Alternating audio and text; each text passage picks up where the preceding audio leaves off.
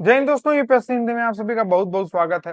कल आप सभी ने विजयदशमी पर्व मनाया होगा। विजयदशमी पर्व असत्य पर सत्य की, बुराई पर अच्छाई की जीत का प्रतीक माना जाता है। और ऐसा ही हम सभी में, मानव भी एक भूलों का अगर कहिए तो पुतला है। हम सभी में कुछ न कुछ बुराइयां विद्यमान होती हैं और साथ ही अच्छाइयां भी होती हैं।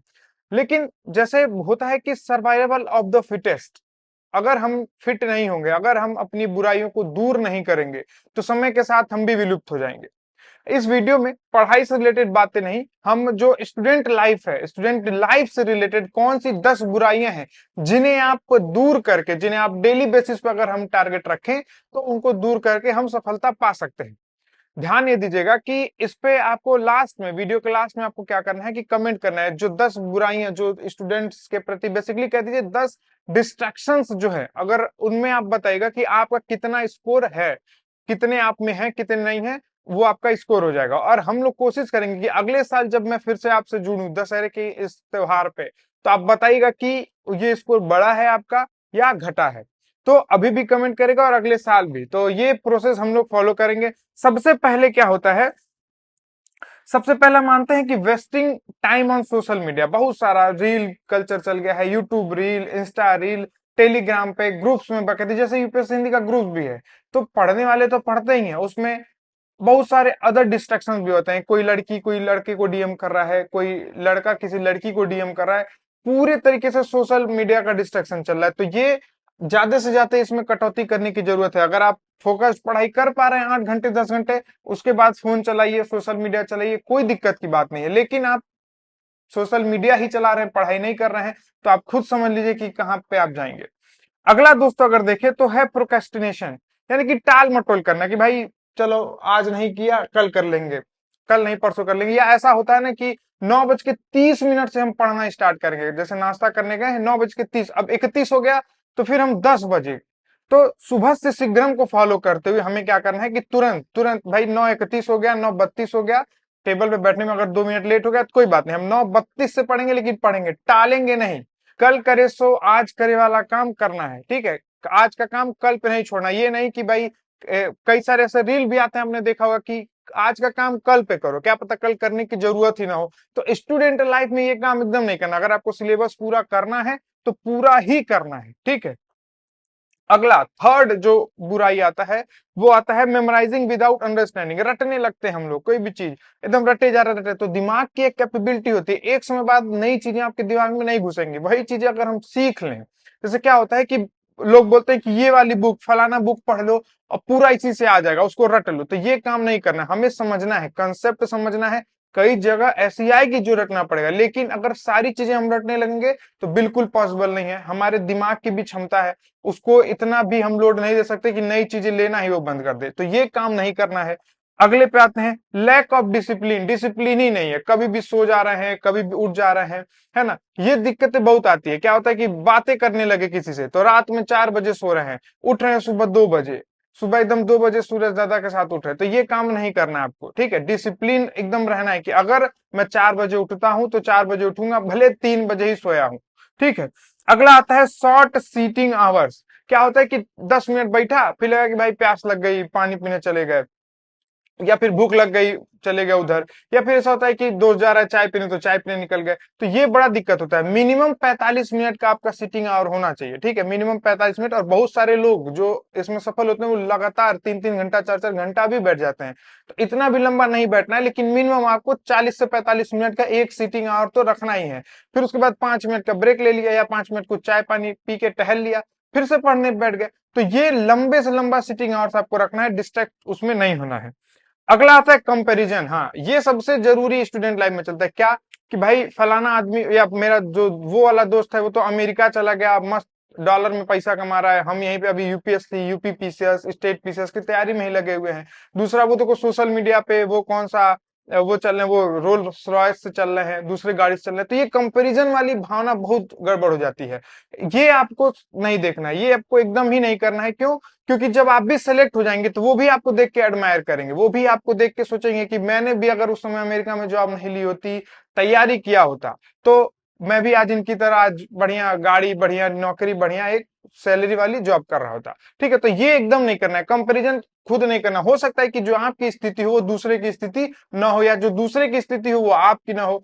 कई बार ऐसा होता है कि हम लोग बहुत लोअर मिडिल ग्राउंड से आते हैं और फिर कंपेयर करने लगते हैं बहुत, जिसके दादा परदादा के यहाँ से जनरेशनल वेल्थ जिसको बोलते हैं वो होता है, तो वो आप कंपीट नहीं कर पाएंगे। आपको जीरो लेवल से बढ़ाना है। या आप जो भी हमारे यहाँ मिडिल इनकम ग्रुप या लोअर इनकम ग्रुप से लोग होंगे वो समझ पा रहे होंगे इस बात को, है ना। तो ये एकदम नहीं करना है।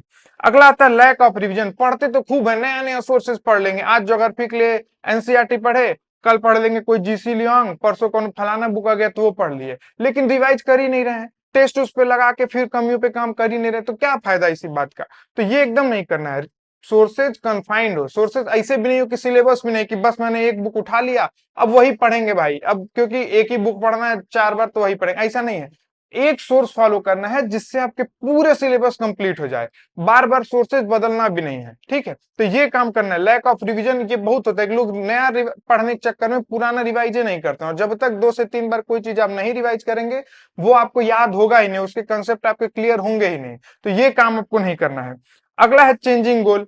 ये आजकल बहुत सारे स्टूडेंट्स में देखने को मिलता है कि आज जैसे यूपीएससी की तैयारी कर रहे हैं, कल पता चला कि यूपीपीसीएस पे आ गए, एसएससी पे आ गए, ठीक है सेम फील्ड है, आप एक बार कर सकते हैं। लेकिन आप देखिए आप गोल से डिस्ट्रैक्ट हो रहे हैं, क्योंकि हर जैसे यूपीएससी कराएगी अगर मई जून में पेपर, फिर यूपीपीसीएस अगस्त सितंबर में कराएगी, तो जो उस बीच का समय है तो आप प्री में ही लगे रहेंगे, मेंस की प्रैक्टिस ही नहीं कर पाएंगे।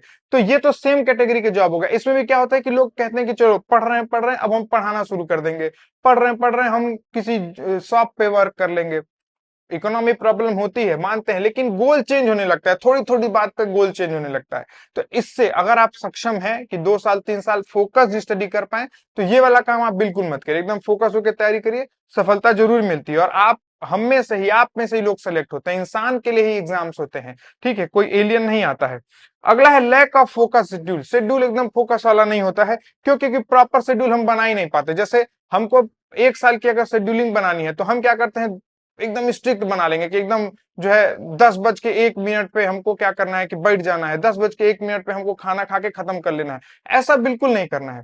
पहले पूरे 1 साल का बनाएंगे, फिर उसको मंथ वाइज डिवाइड करेंगे, फिर उसको वीक वाइज और फिर डे वाइज भी डिवाइड करेंगे। तो ऐसे आपको शेड्यूलिंग करनी है एकदम फोकस्ड वे में कि भाई इस दिन का टारगेट अगर मैं इतना नहीं करूंगा तो मेरा कंपाइल होता जाएगा, मेरा सिलेबस छूटता जाएगा। तो ये काम आपको बिल्कुल नहीं करना है, ठीक है। एक प्रॉपर शेड्यूल बनाना है, और शेड्यूल का फॉर्मेट आपको UPSC Hindi for CS Telegram channel पे मिल जाएगी, आप वहां से डाउनलोड कर सकते हैं।